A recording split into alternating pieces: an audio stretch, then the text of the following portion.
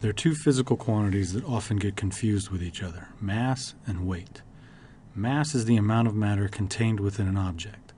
Weight is the gravitational force acting on the object. Notice that their units are different.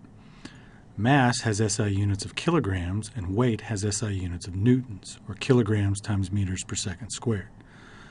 Part of why mass and weight are so easily confused with one another is that they are related. I can use the mass of an object to calculate its weight.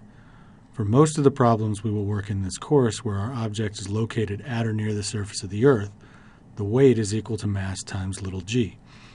We typically refer to g as the magnitude of the local gravitational acceleration because it has units of meters per second squared. But little g is also measuring the strength of the local gravitational field.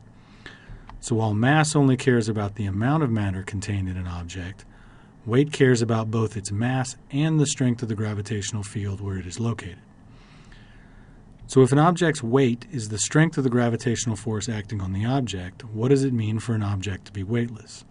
Take, for example, the astronauts in our picture. We describe them as weightless and talk about the interesting things they are able to do in space because they are weightless. But how are they weightless? They still have mass. In fact, they are still made up of the same amount of stuff as they were before they went into space. And though the Earth's gravitational field is weaker where they are on the International Space Station, the gravitational field isn't zero or the International Space Station wouldn't orbit the Earth. So why do we describe them as weightless? The first important thing to emphasize is that weightless does not mean that there is no gravitational force acting on them. Instead, weightlessness describes the inability to feel your own weight. Under the right circumstances, you can feel weightless on the surface of the Earth. The way we typically feel our weight is through some normal force.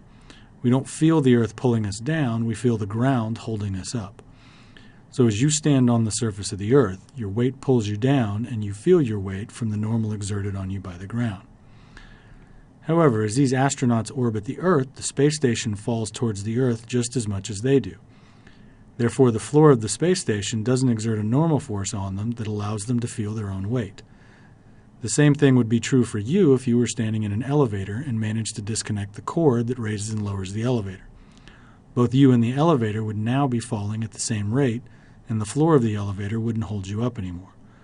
Because you would no longer feel the normal force exerted by the floor, you would feel weightless.